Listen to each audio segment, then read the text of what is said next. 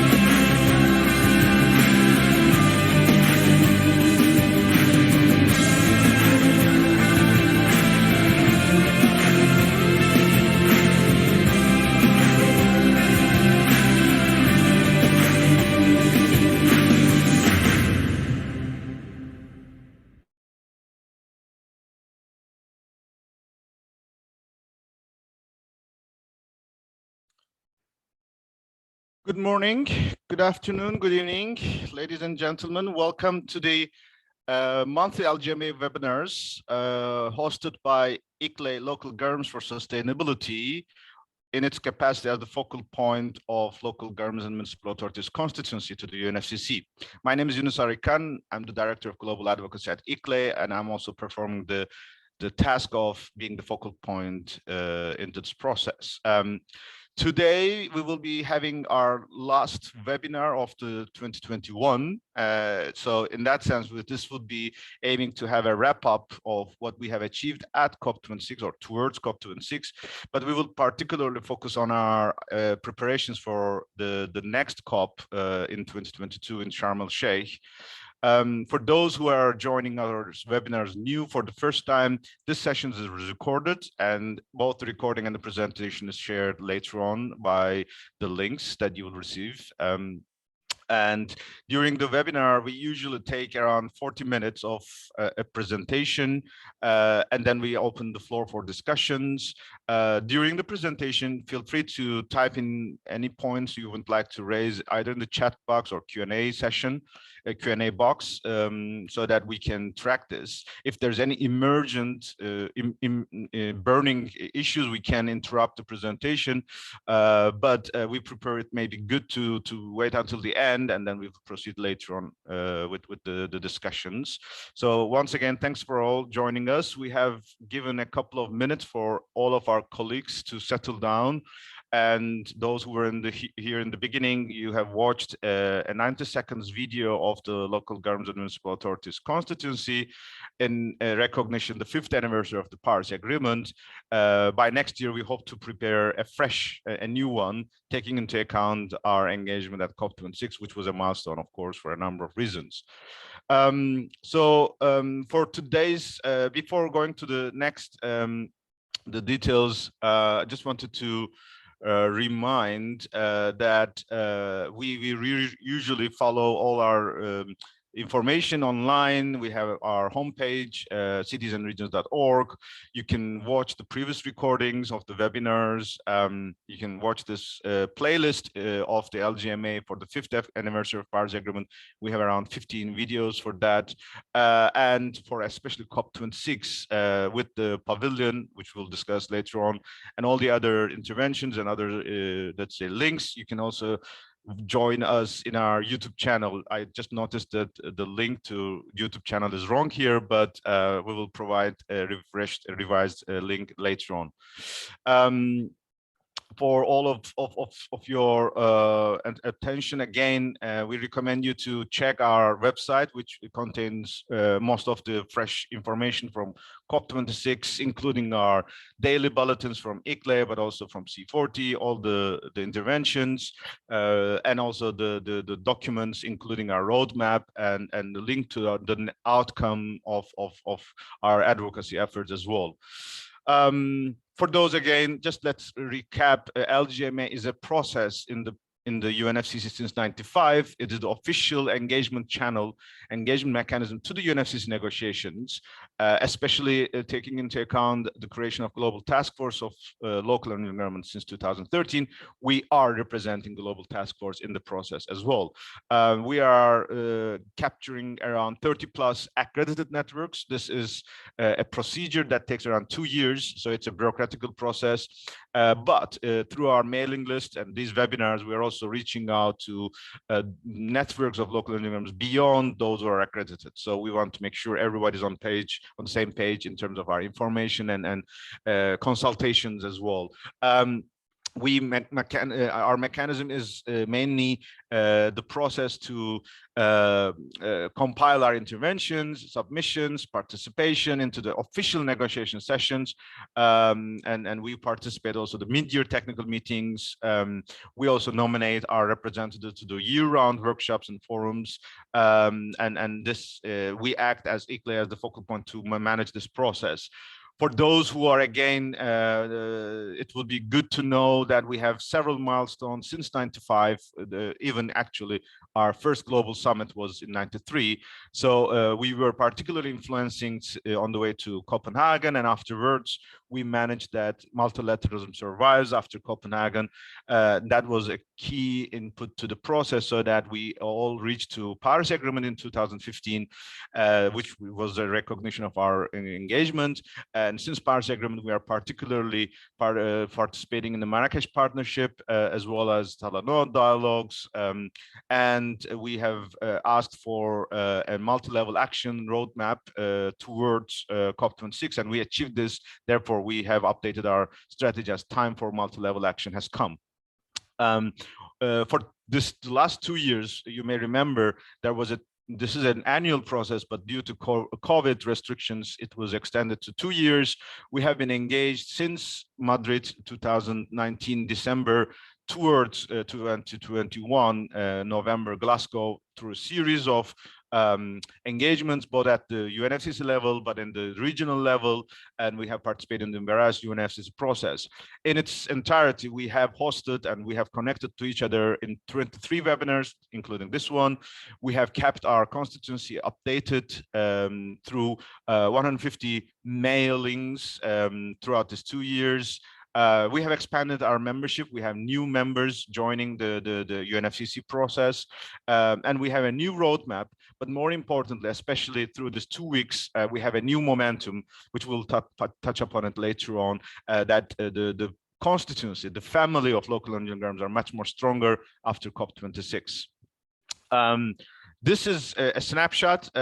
So what is the importance of Glasgow in the sense that it was a fourth, let's say, breakthrough in the 92-95 when the UNFCCC was adopted, and in 97 when Kyoto was adopted, there was no reference to local and regional governments.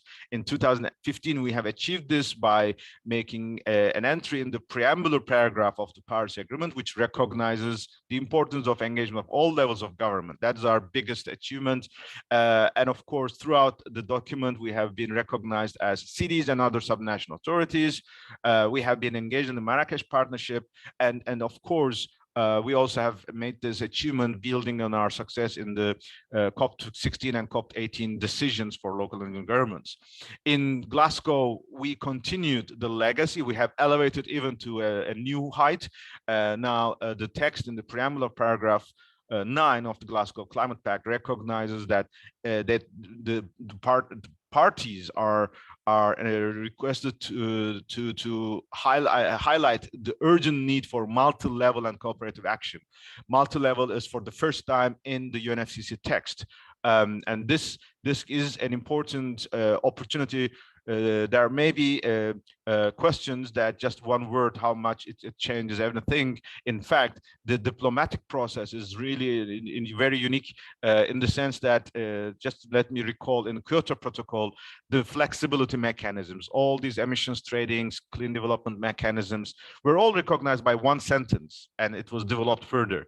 So for us, the logic is that the word multi-level is now opening a new window of opportunity that we can now squeeze in and build it further and expand it, so that in the second phase of the Paris Agreement, we are much more stronger, and that we can help to reach the goals of the Paris Agreement. In the Glasgow Climate Pact, there are, in fact, three documents for UNFCCC, Kyoto Protocol, and Paris Agreement. We have references to local and regional governments numerous times on collaboration chapters, implementation chapters, and adaptation. We are very happy that the Marrakesh Partnership, which is let's say, a unique process that brings the UNFCCC, the champions, and numerous stakeholders, are recognized, and their improved process is now also welcomed. The constituencies are for the first time recognized. There's a reference to youth participation in local decision making, which actually local governments and local and regional governments have been already practicing through their climate emergency processes. There will be a revised NDCs, hopefully expected by the end of 2022. This is important because Paris Agreement was foreseeing this for every 5 years. Now there's a decision to have it next year, and that gives the opportunity that we can now integrate all the announcements or achievements from COP26 into the NDCs, obviously, if national governments agree on that, and that will be our mandate to push for this. And especially on the capacity building, action for climate empowerment, Nairobi Work Program, there are numerous references to local and regional governments. On the way to Glasgow, we were saying that time for multi-level action has come.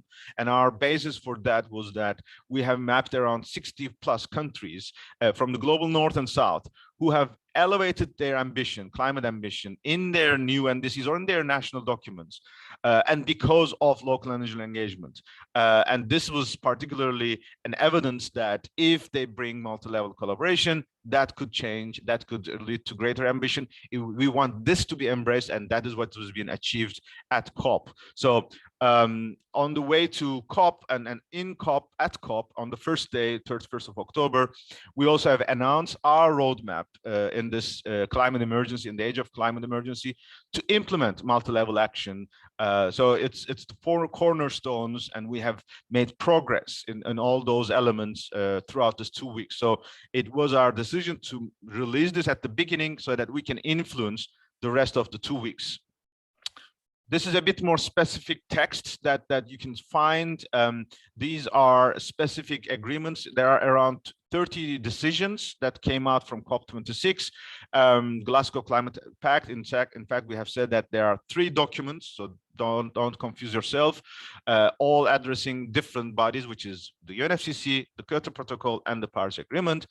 Article 6.8 was one of our targets and the non-market mechanisms or approaches. We have not made perfect progress. We would still like to carry on this notion of sustainable integrated urban and territorial development to be part of it, because now the new phase in the coming months gives us the opportunity that we can submit proposals, and we can push this idea that it could be recognized a new non-market mechanism. This is particularly an opportunity for the developing countries. Action for climate empowerment, it is a very powerful tool. The UNFCCC Article 6 and Paris Agreement Article 12. There is a new roadmap. There's a new Glasgow work program, and it has numerous references. I think it's more than 20 references to local and regional governments. This is a very, very encouraging progress and achievement for us, because by making awareness raising, by making public participation, you can change many of the things at the national level. And finally, at the COP26, we as LGMA also launched or released a number of our initiatives and submissions and statements, or also even campaigns, especially Race to Zero, Race to Resilience, subnational development banks, Edinburgh process for biodiversity, Glasgow Food and Climate Declaration, Scotland and Wallonia on the voluntary contribution to a loss and damage facility, which didn't come up yet, but we will be pushing forward. Mission innovation for cities, US, Japan, and US, China, subnational references or subnational partnerships. There were numerous announcements at World Leaders Summit, and the GCOM also released a multi-level action playbook and impact report. How did we achieve that? We were in COP26 with an impressive number of delegations, despite COVID restrictions. And it was also even broader than that, because through a hybrid modality, we have reached out to much more broader than those in person in Glasgow. So we were mapping our engagement into two distinct spaces, the blue zone and the green zone.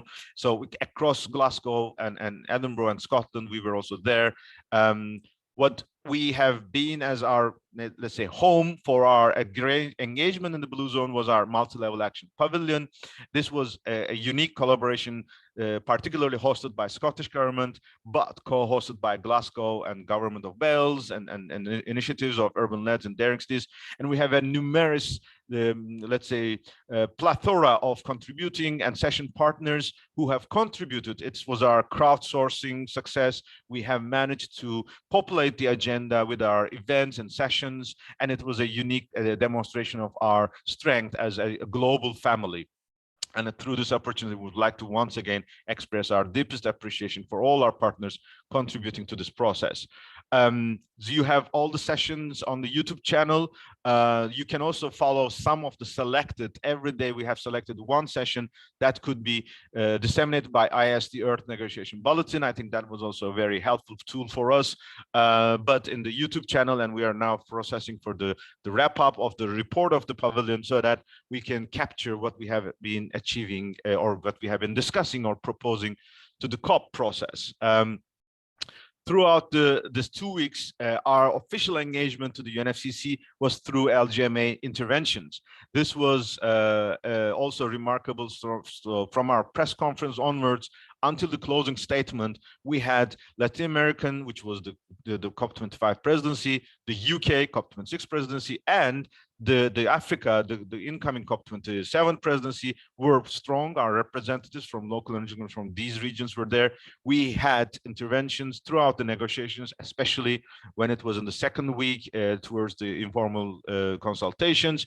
We have addressed the high-level segment, and we also have been engaged in the special events of the presidency and Marrakesh partnership, and as well as interaction with UN Secretary General and even the UK Prime Minister, which again was happening for the first time in a COP mode. So that was again representing our level of engagement in the UN process as local and regional governments. Once again, we appreciate our greatest support, recognition to all our leaders who have mobilized or who have raised our voice to this space.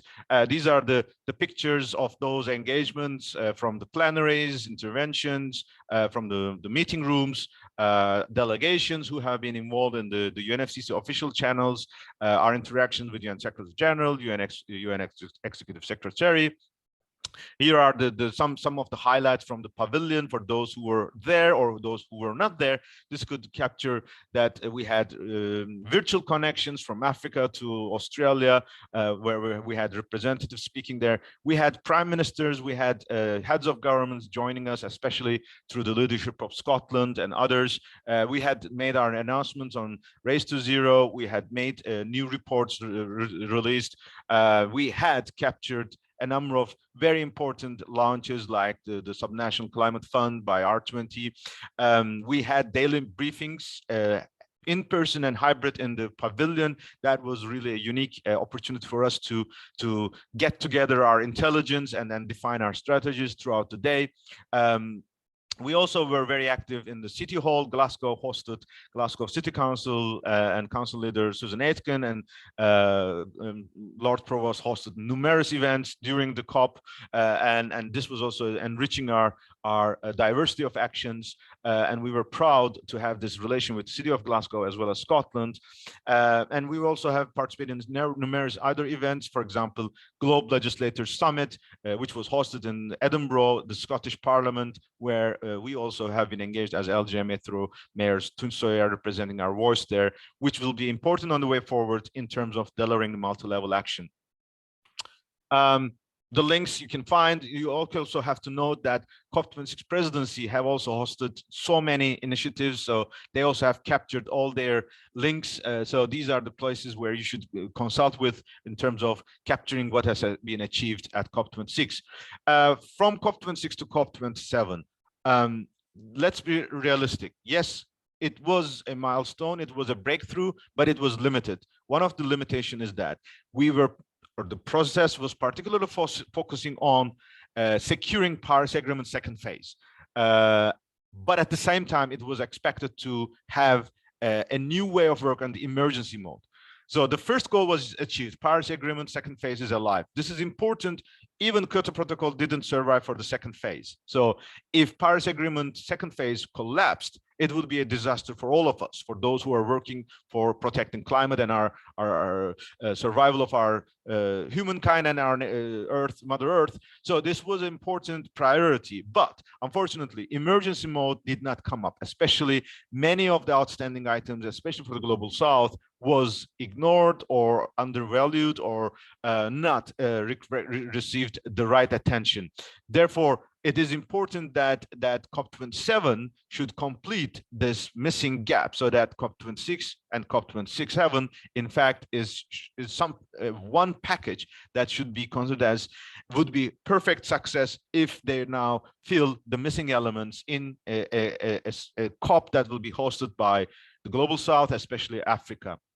The good news that there will be an opportunity to feed into the NDCs, because the announcements, the commitments announced at COP26 does not make too much attention or impact as long as it is not reflected into the NDCs. This is the Paris Agreement reality. It is good to have so many announcements, but in order to ensure transparency, in order to ensure sustainability, or in order to ensure continuity of these initiatives, we have to see all of them, including our commitments on the Race to Zero and Race to Resilience into the national determined contributions.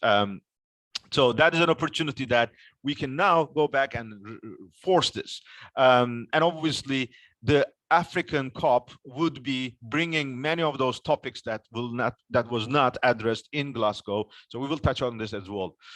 So for COP27, let's recall, we have to continue our engagement in 4 pillars, 4 building blocks. First, regular UNFCCC business. We will see there will be numerous meetings coming up, workshops coming up. We have to nominate our representatives. We have to send our submissions. We will be having an in-person, hopefully another meeting, technical meeting. This is a regular process. However, the COVID conditions are changing almost day by day. So it's still not clear how the format in Bonn in June will happen, whether it's hybrid or virtual or in person. Meanwhile, there will also be regional climate weeks. It's also already starting in February for the Middle East and North America, North Africa region. Then we will have to follow the COP presidencies. They have their unique mechanism. COP presidencies, they have their own authority to define their partners. They do not have to go through always through the constituencies. So whoever is approached by the COP presidencies from the local regional governments and the LGMA, we have to make sure that they also connect our advocacy positions to their relation with the presidencies. Let's hope that this will be much better. That was not perfect in the COP26 process. Although COP26 presidency have created numerous channels, consultations channels at the UK level, but also at the global level. So we also have to see how these will be continuing in the year round.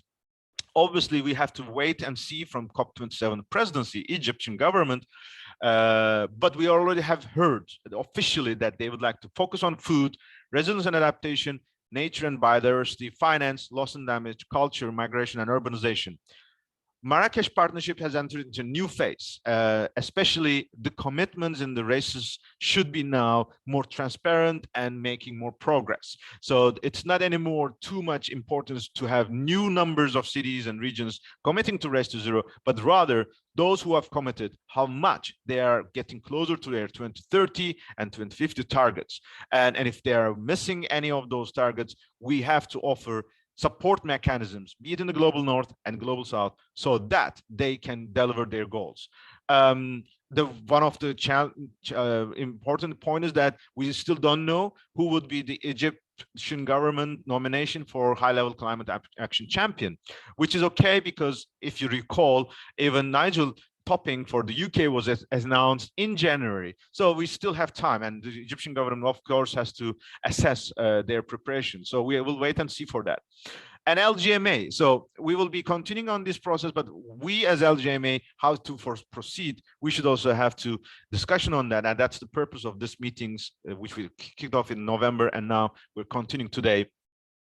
Will we have a new working group? Will we have a new pavilion or another pavilion? How will we connect to other processes like UN Secretary General or World Urban Forum or other COPs of the Rio Conventions? How will we continue our legacies from COP26 on food, biodiversity, and subnational leadership on loss and damage? How will we work on multi-level indices? How will we engage with other public stakeholders, especially executive bodies that we are representing, but our legislative bodies at local and regional level, but the federal and national level lawmakers, legislators that we have already started collaborating with GLOBE, but even the judicial bodies that are playing an important role, especially when the litigation of climate action or inaction is now becoming a very powerful tool. So as a public stakeholder, we also have to connect to them. And we also have to see there is new leadership in G20, which is by Indonesia, and we hope to continue the legacy of Urban 20. We will hope that the G7 presidency, which will be under German government, will also elevate the first, let's say, ignition of the Urban 7 in the G7 process. So there will be several processes going through these channels as well. This is a list of let's say calendar list of particularly the major events. I will not go to all of them, but we are expecting a peak in April and May and June. But we always have the caveat. For example, the Biodiversity Convention already postponed their prep meeting, which may change the announced date of a COP in Kunming in China in April, end of April and May. So this calendar is still not confirmed, and we should always keep in alert that there may be changes. But we are aware there will be the 3 Rio Conventions COP, 2 of them in Africa, 1 of them in China. We will have UN Environment Assembly and Stockholm Plus 50. We will have World Urban Forum, and also President of General Assembly will have several processes. We will have obviously Urban October, High-Level Political Forum, Regional Climate Weeks. ICLE and UCLG will have their World Congresses. So these are the calendars that we have to follow. Under this condition, so on the way forward, we try to map our strength, weakness, opportunities, and threats, and that is like a food for thought for our discussions. On the strength side, I mean, what we could list, first of all, we have a good, powerful climate pact with multi-level engagement is enshrined, and a second phase of Paris Agreement is starting. We have our experience from multi-level action pavilion. We have a new roadmap, which is powerfully endorsed by North and South. We have relations with Sinai governor and Egypt's Minister of Environment from our legacy from biodiversity COP14 in Sharm el-Sheikh in 2018. We have maybe not perfectly strong, but we have a significant presence of local regional governments in Egypt, in Africa, Middle East and North Africa, and in Mediterranean. And it's also growing with new initiatives. We have so many agendas on all the topics that addresses climate emergency. We have a multi-level indices as our beacon of hope that could be now working on that. And we have also the constituency engagement into the other processes. So these are strengths as a constituency we have. And it is not small, it is not tiny, and you would notice that it is much more bigger than the weakness. So that is also, I think, our opportunities that we have to take into account, we have to consider. Opportunity, again, the time for multi-level action to deliver is the new phase. So we could now turn into an opportunity. Hopefully that it will come up in selected or in different countries. We are aware African Union, which is the official host of as a continent, has elevated urbanization in their priorities. we can have an expectation of a climate and urbanization ministerial. The UN Secretary General is asking us to go into an emergency mode where local and regional governments have already been saying that we want to live and work in an age of emergency. So it is in line with our expectation, even though COP did not acknowledge that. Africa is the home for UN agencies, especially for UNEP and UN Habitat through Kenya and Nairobi. We have more engagement in the Friends of Multi-Level Action. With the new German government is particularly powerful to drive the EU and other governments. And we have strong reference to subnationals in US, Japan, and US-China partnerships. Loss and damage is an opportunity that we can build upon with the announcements from Scotland and Wallonia. Let's remember, loss and damage did not make too much progress, but the commitment, at least £5 million or euros or whatever, at least is something given on the table. And we have to discuss with Scottish government and Wallonia and others how we can bring this as an input to the COP27. And there is also an opportunity that Climate Vulnerable Forum that is capturing most of the African continent countries, but also small island states, there we as subnationals could be continuing to work with them. What is our weakness? Let's be realistic. Egypt, Middle East and North America, North Africa, and Mediterranean is not perfect in the way decentralization has been rolled out. There are several countries who are strong, but there are a lot of countries who are weak in terms of their engagement of local and regional governments in their domestic and global processes. There is a need to bring substantial proposals on migration. We know we have already built-in processes. There is a global compact on migration where UCLG and Mayors Migration Council are leading our voice. The Global Parliament of Mayors is also proposing a number of opportunities and roads for migration. However, none of them are now directly linked to the loss and damage and the UNFCCC process. So we have homework to do, but it is already a very good level of engagement, but we have more work to do there. We still have to wait for Egypt to appoint their champion and to connect to stakeholders. That is the biggest, at the moment, weakness from our point of view. In Glasgow and afterwards, there has been no official communication from the Egyptian government to reach out to the stakeholders. Therefore, they will have less time compared to UK. I mean, UK had the privilege of having 2 years of preparation. Egypt has much less time. So it is better, or for their own sake, to kick off this process as quick as possible. As of today and until the end of the year, we don't expect any new communication. Therefore, starting from 1st of January, they should be rushing in a marathon and sprint mode. So we wish them the best of success. There's threats. The biggest threat, COVID-19. We know Africa and many developing countries are still have not received the level of vaccination that the World Health Organization has been asking, and the global North has not delivered their promises for vaccination. So COVID-19, with those changes in the variants, it is still a risk that some of those international or global intergovernmental meetings can be postponed. And for us, the biggest threat that the topics that was not addressed in the Glasgow in the UK in a global North hosted COP, how much they will be taken up in the global South hosted COP. And the emerging economies can still be resistant for ambitious action, where they primarily say that it should be the North first. It is still not clear whether Africa or Egypt could succeed in bringing all these resistance to a more workable solution, so that the outcome of COP27 is not just an agenda for the South, but is also embraced for global North, especially financing and resourcing and capacitating these processes. So these are the biggest threats from our perspective.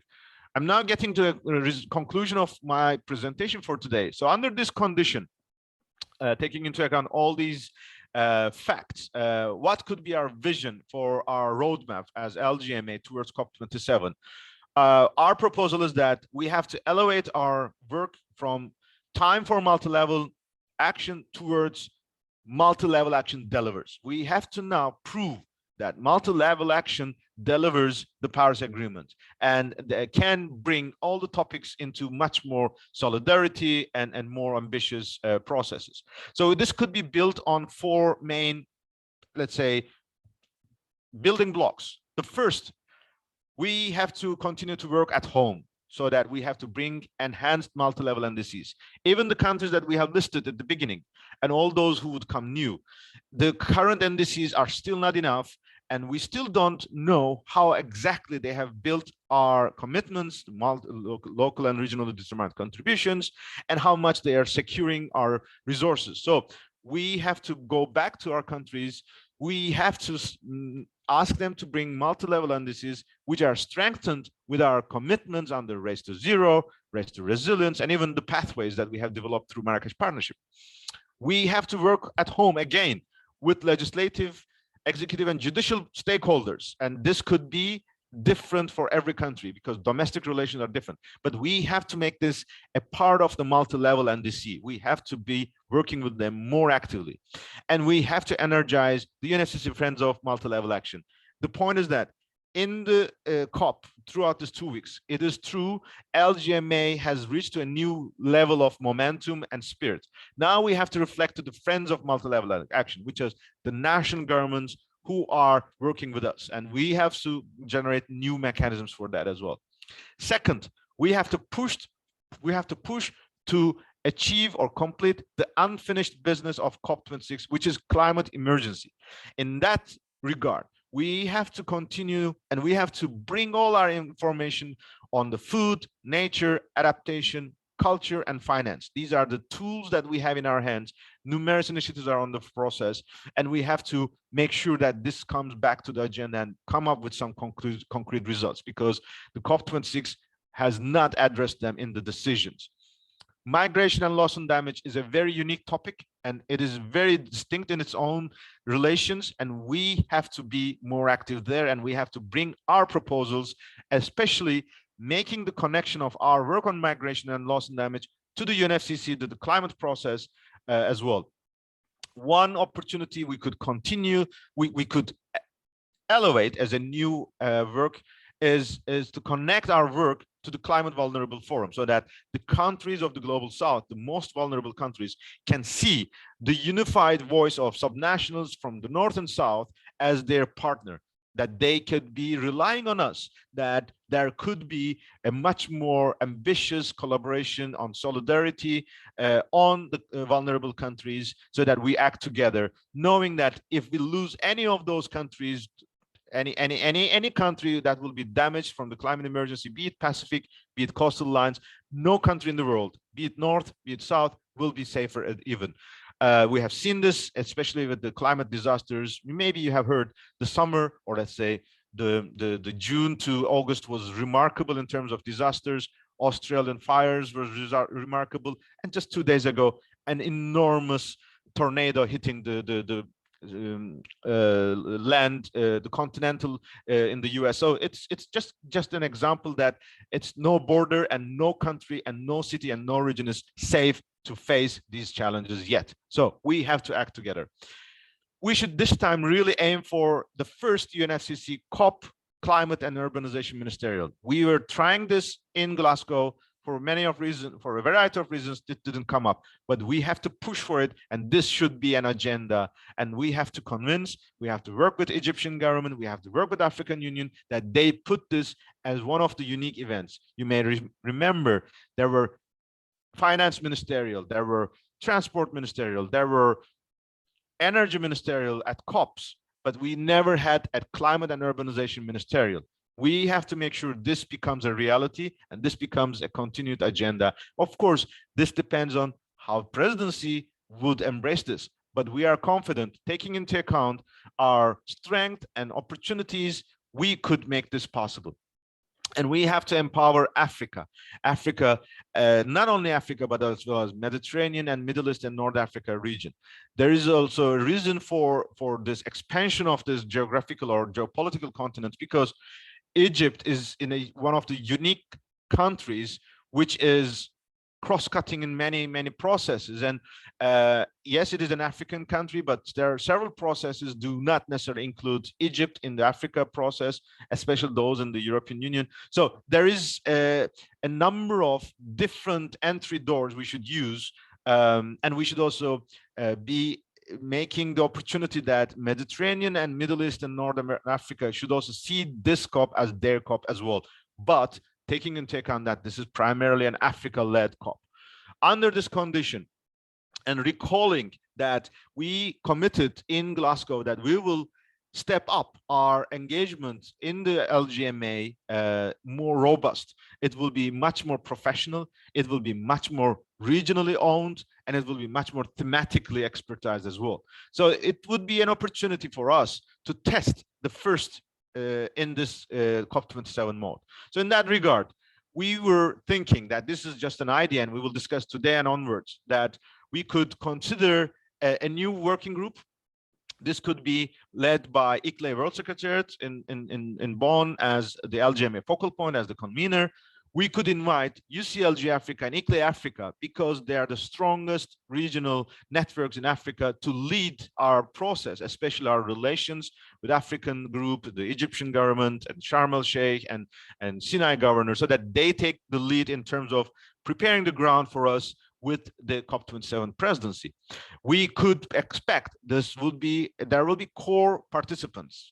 FMDV, who is very active in Africa, Rwanda Association of Local Governments, which was one of the members of the COP26 working group from Africa, actually the only one from Africa, Climate Change, which is a network that we are working together, which is also very strong in Africa. European Union has always been very actively involved, and we want to continue with their leadership, but they also have a unique process called their Assembly of Parliamentarians in the Mediterranean, which is an opportunity. UCLG are one of our powerful networks in the LGMA. We also have a network in MEVA region, hosted in Istanbul in Turkey. And the UCLG also, of course, has another network in Europe that we could check how will they engage, and C40 and many others can come back. So other potential participants, let's remember, our COP26 working group was around 20 networks. So we will not be limiting ourselves. Others we should think about, those who are not listed here. We put those names because they have been engaged in the process since the beginning. We have to reach out to other African, European, Mediterranean, and MENA region local and regional government networks. We will continue our collaboration with Scotland and Glasgow. Obviously, they cannot be mobilized as the way they had done in hosting the COP, but they have already expressed their sincere interest to not to leave us alone towards Africa COP. So we are confident that they will be with us. They will demonstrate their solidarity. Africa COP, because of UNEP, UN Habitat as well as UNDP, we are partners in the UN, and UN Capital Development Fund, which we have started also working, especially in Africa, they are very strong. COMSSA, an initiative of European Union and Global Covenant of Mayors as well, but also in Egypt, which is the Mediterranean region, there is a Europe Clima-Med process we have to take into account. In Mediterranean, we have other partners that we have not worked too much. For example, Union for Mediterranean is an intergovernmental body, and there may be other processes that we can map and we can approach them so that we come to COP27 much stronger than we used to be, and we can demonstrate that multi-level action delivers. So that is summary of my presentation. And I just want to highlight that we will have monthly webinars throughout 2022. We have already defined the dates, and we will send you the calendar invites as well. And with this, I'd like to conclude my introductory presentation. It was, we have now 15 minutes for a debate. We can be flexible depending on the atmosphere and the way of the discussion. But now the floor is yours. You can type in or raise your hand, and so you can intervene, and we could have this interaction among us.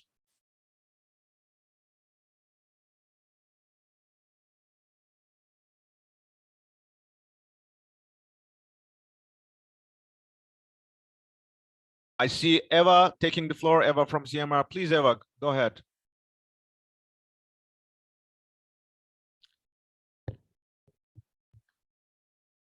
Can you unmute yourself? Yes. No. Okay, thank you. So thanks again, Yunus, for the very precise feedback of COP26, and congratulations once more for all the coordination that you play. Now you can rest a bit, okay? So well deserved. And I see the biggest smile there, so it's good. 2 points on the preparations for COP27. You know, but maybe the colleagues in the audience do not necessarily know it. CEMA has been also coordinating the Covenant of Mayors in Sub-Saharan Africa, so we have you know, a lot of room for maneuver over there to fit into this working group 27. So I'm 100% in favor of this new working group. It makes a lot of sense, and I think that we need to build on the experience for COP26. Then the second point is that CMR, together with other partners, including UCLG Africa, will be organizing a local forum. It will be hybrid, but it will be in Brussels, and is within the EU-Africa Union Summit. This is a summit which is taking place on the 17th and 18th of February 2022. This is confirmed. And within this big summit, there are different halo events, and one of them will be on local government. So we, as CMR, are co-leading this local government or local forum, I would say, with UCLG Africa. So we are in the preparation phase, and tomorrow we have a steering committee to start preparing and brainstorming. So I will come back to you after that, because, you know, whatever we discuss there will have a huge influence on COP27. Also because UCLG Africa is one of the key partners in this local forum. Okay. Excellent. And we also have a lot of connections also through UCLG Africa, also with UN Habitat. And as CMA, we will also be organizing another local forum in Wurf, in Katowice, in June. So we have, it's a quite interesting year, but I think that all these milestones from outside can very well fit into the roadmap for LGMA towards COP27. And I think that the messages that we will be preparing early this year can also be brought up in this different moment, and it will make sense. So when we get to COP27, you know, the messages are coherent. And so this is the contribution that I can propose from outside at the moment. Okay. Excellent. Just for the calendar, it would be good, just send us, because here we had mapped most of the events that you referred, but the one that you referred on EU was not here. So just send us the information. And we also have noted Afro cities in May, which will be playing an important role, obviously. So definitely it's so encouraging to see those preparations already kicking off.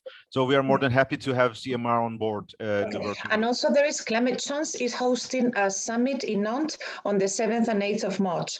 So even if it's in a European city, but it will start fitting into COP27. So I will send you the dates. Good. Okay, perfect. Thank you.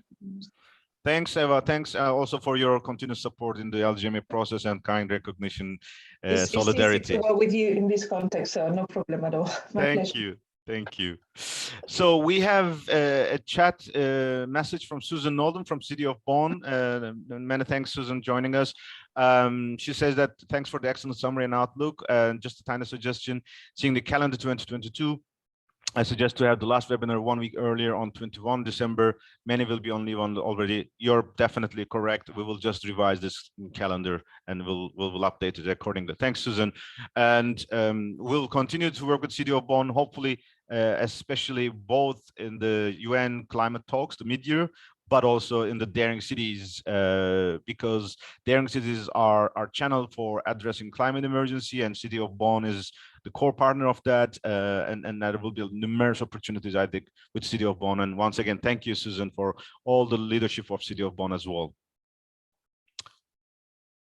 Do we have other contributions from other partners in this call today?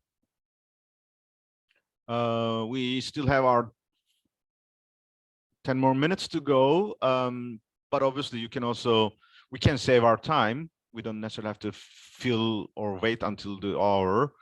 Let me bring back once again the roadmap, the 4 elements of the roadmap. I see one point. Eva is sending the dates: EU-Africa Union Summit, 17-18 February, and the local forum on the 15th of February as preparatory to this event. Perfect. That's good. Well done. And Climate Change Summit in so I remember Climate Change was also planning to have a summit in Abidjan, but I think the dates are not defined yet. So as I said, this is the first list. Definitely we will update this further, that we have to follow. But that's good to know, all these things. Good. Susan, you have your hand raised. Please just unmute yourself. Yunus, one idea that is coming up, would it make sense, as we as LGMA are not able to meet in person very often, to find perhaps one of the webinar dates in springtime, expand it a little bit, and have kind of a little LGMA workshop and further develop the road to the SBs and further to COP? That would perhaps take 1 hour more. Perhaps we would not be muted, use our cameras, and several networks might contribute to that. Is that an option? I think that's a great idea. I suggest this could be, as you said, it could be around February or March. We have already started to discuss with UCLG Africa and ICLE Africa to come up with a roadmap so that they could lead us as a co-facilitator.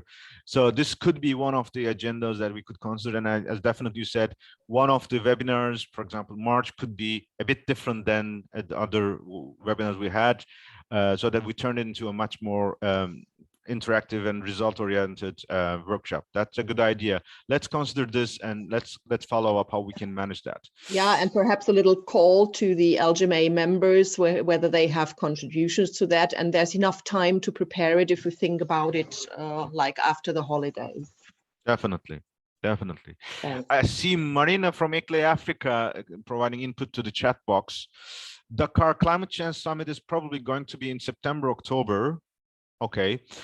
I believe as 2021 summit was postponed. So I understand it will be the one in March and then the one in September. Okay. So the one in Nantes and the one in Dakar will be like complementing to each other, if this will be the case. So good. Do we know, Eva is asking the question, do we know if the COP26 UK unit will continue working for a bit until COP27 work starts? Yes, that is what we are expecting. They have already shared with the focal points a couple of emails immediately after COP. So we are expecting them to continue, but the pace may be different. It all depends, especially I think their synergy with the Egyptian COP27 presidency team. So I think we still have to wait and see. We have asked whether UNFCCC would like to organize a call before the end of the year. They said that they want to have it early January, so that they want to still consolidate their internal decision making. So we expect UK will continue to support, especially there was always the call from the stakeholders that they have initiated so many processes, and which was always, it is always a challenge for working with the presidency, because if the next president doesn't take it onward, it's just so much effort delivered in a year and then it's just fade out. And knowing Marrakesh Partnership, the new roadmap is also available, I think there will be a continuity of leadership. So let's not forget, Nigel is still the champion. The way champion is working then is a bit different than the work that the presidency. So presidencies keep themselves a bit low profile in order to give space for the incoming presidencies, but champions are fully in charge. And especially knowing that Nigel is alone now, that we don't have any Egyptian nomination, obviously Nigel will continue. We know yesterday there was a partners meeting of Race to Zero. If there are any colleagues who were in that call, they can report back. We had our colleague there attending, representing ICLE. We'll hear from him, Kale, from the US in the afternoon session. But if there's anyone who wants to share any insight from yesterday's meeting, that's also very helpful. So we are also expecting them to refresh. So Gonzalo is not anymore has any mandate and has any capacity. The new Marrakesh partnership has new bodies, new mechanisms, but how will they operate? How will be functioning in terms of the individuals, in terms of the partners, in terms of financial resources? Let's remember, UK had put, and Nigel has mobilized huge pro bono services from a huge diversity of partners and consultants. How will they continue in 2022? We don't know yet. So we have to see.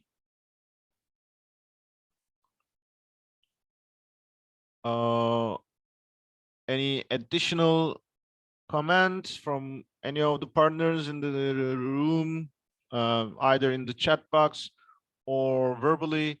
Feel free to make yourself noticed.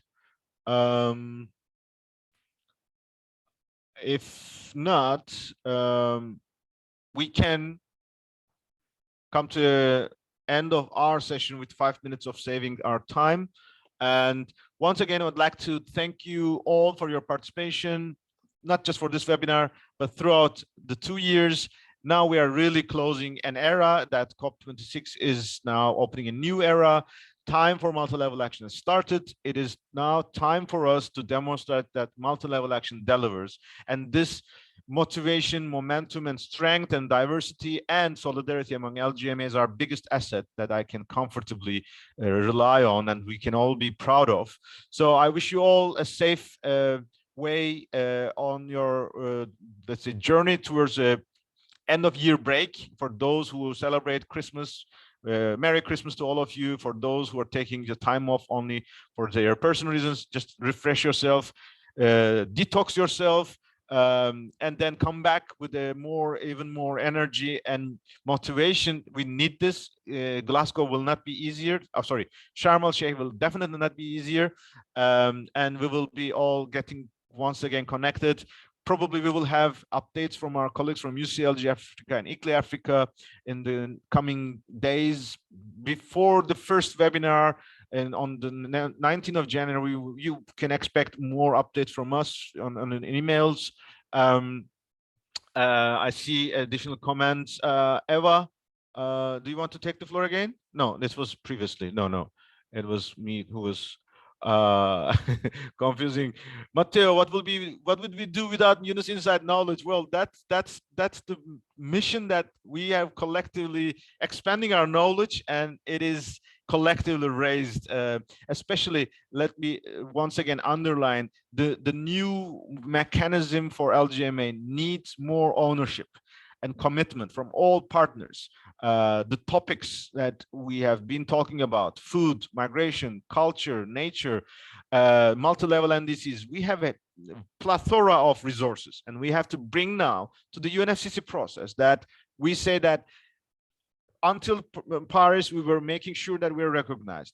In Glasgow, we made sure that this is a way forward. Now we have to deliver this. Therefore, we look forward to all of your contribution at the national, local, and regional and global level. And so, yes, this is the cost of being successful, that we have more homework to do, but I think it is better than having nothing at hand. So I think we will all enjoy another period. We will all be confident that we are offering solutions to our citizens, communities, that they can rely on their pioneering local and regional governments as the beacon of hope for the success of the Paris Agreement, and 1.5 degree is in reach. That's the message we should communicate. Yes, with that, thanks a lot and have a nice day and have a nice evening.